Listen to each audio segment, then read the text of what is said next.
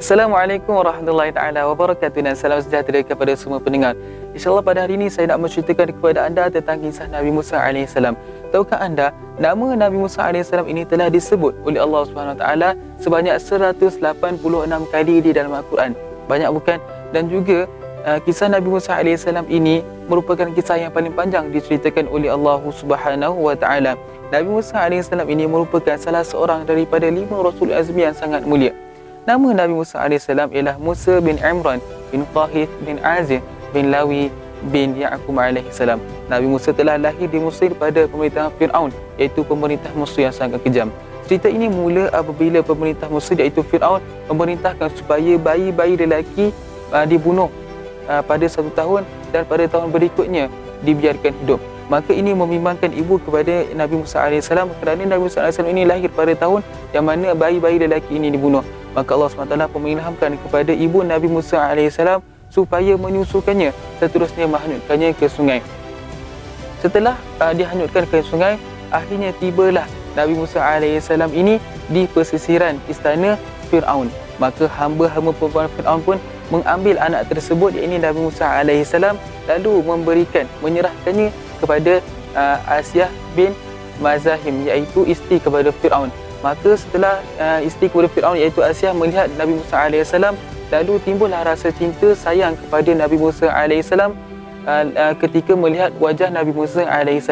Maka setelah itu Asyah ni tidak mahu melepaskan Nabi Musa AS walaupun hendak dibunuh oleh Fir'aun yang sangat kejam. Sekarang saya akan menceritakan pengharaman ibu-ibu susu terhadap Nabi Musa AS.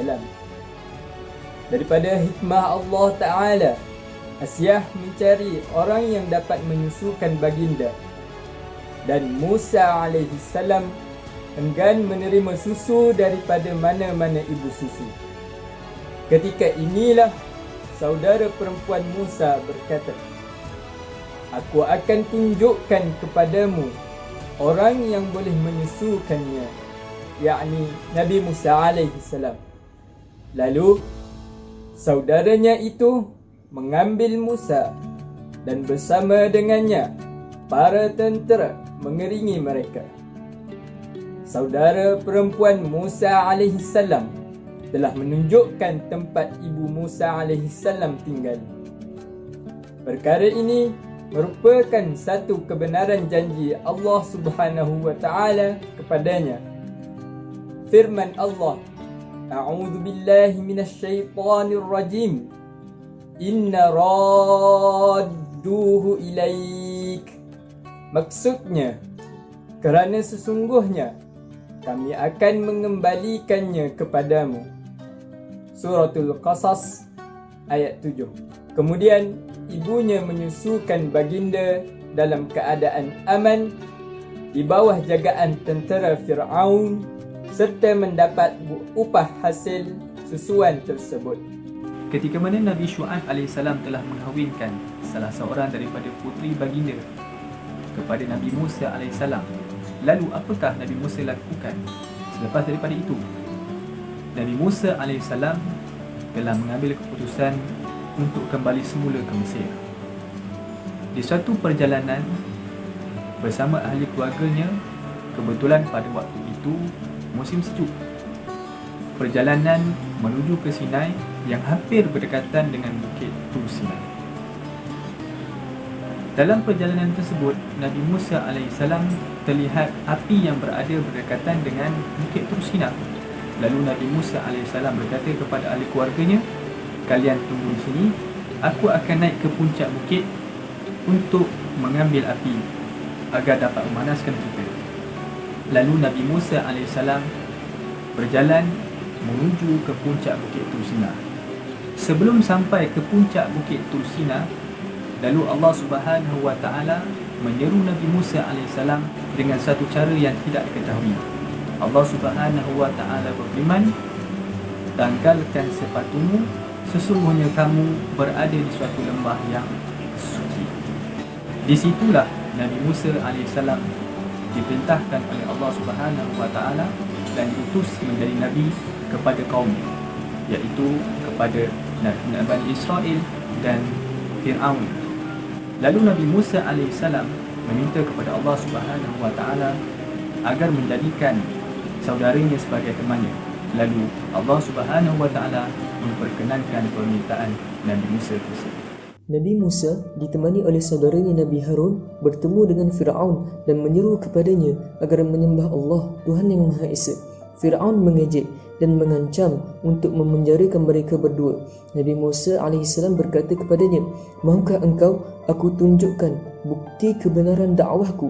Fir'aun menjawab, "Bahkan aku ingin melihatnya." Lantas Nabi Musa AS mencampakkan tongkatnya lalu bertukar menjadi ular yang bergerak-gerak, dan baginda memasukkan tangan ke dalam poketnya. Lantas terpancarlah cahaya yang terang benderang seakan-akan cahaya matahari. Melihat kejadian itu, Fir'aun dan para pengikutnya mengatakan bahawa itu hanyalah sihir semata-mata. Kemudian Fir'aun mengumpulkan tukang-tukang sihir yang terhebat di seluruh bumi Mesir dan menjanjikan ganjaran harta dan kedudukan yang tinggi di sisinya jika mereka berjaya menewaskan Musa AS. Ketika baginda berhadapan dengan penyihir-penyihir tersebut, baginda berkata, "Lemparkanlah sihir kalian." Dan kemudian mereka melemparkan tongkat-tongkat dan tali-tali milik mereka. Kemudian barulah Nabi Musa AS mencampakkan tongkat baginda dan bertukar menjadi seekor ular yang sangat besar dan menelan semua apa yang telah dicipta oleh para penyihir tersebut. Setelah melihat kejadian yang sungguh luar biasa itu, maka tahulah para penyihir tersebut bahawa apa yang dilakukan oleh Nabi Musa itu bukanlah sihir, akan tetapi ianya adalah mukjizat yang dikurniakan oleh Allah Subhanahu Wa Taala kepada baginda. Oleh itu, mereka beriman kepada Allah dan yakin dengan agama yang dibawa oleh baginda Musa AS. Tetapi Fir'aun dengan kemarahan yang membuak-buak dalam dirinya telah membunuh kesemua penyihir tersebut dan dengan keangkuhannya mengatakan bahawa dirinya adalah Tuhan dan enggan beriman kepada Allah dan menolak seruan dakwah yang dibawa oleh Nabi Musa AS. Pernahkah anda semua mendengar cerita tentang keluarga Fir'aun diuji dengan 9 ujian dan kehancuran bala tenteranya? Kalau tidak pernah, insya-Allah hari ini saya akan menceritakannya.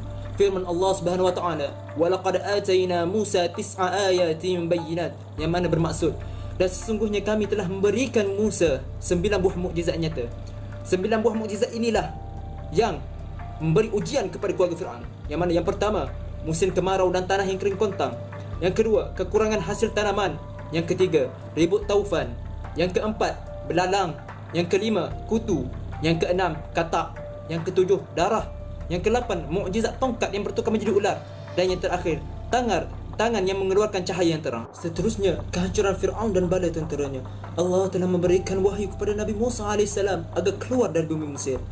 Nabi Musa AS berserta pengikutnya seramai 600,000 orang keluar dari bumi Mesir menuju ke bumi Palestin. Perancangan ini diketahui oleh Fir'aun. Lalu Fir'aun dan tentera-tenteranya yang berjumlah 1,6 juta mengejar Nabi Musa AS. Dan sesampai mereka di pesisir pantai, yang mana Nabi Musa berada di hadapan, manakala Fir'aun berada di belakang. Ketika tersebut, kaum baginda telah berputus asa, melainkan Nabi Musa AS tetap yakin kepada Allah Subhanahu Wa Taala. Allah Subhanahu Wa Taala memerintahkan Nabi Musa AS untuk memukul laut menggunakan tongkat yang ada pada baginda. Maka terbelahlah laut itu menjadi satu jalan, yang mana jalan itu dilalui oleh Nabi Musa AS dan para pengikutnya. Sesampai Nabi Musa dan kaumnya di pantai sebelah, ketika ini Fir'aun dan tenteranya masih berada di dalam laluan itu. Dengan kekuasaan Allah Subhanahu Wa Taala, lautan itu tertutup kembali dan tenggelamlah Fir'aun dan bala tenteranya yang berjumlah 1,6 juta itu dan mati tanpa beriman kepada Allah Subhanahu Wa Taala.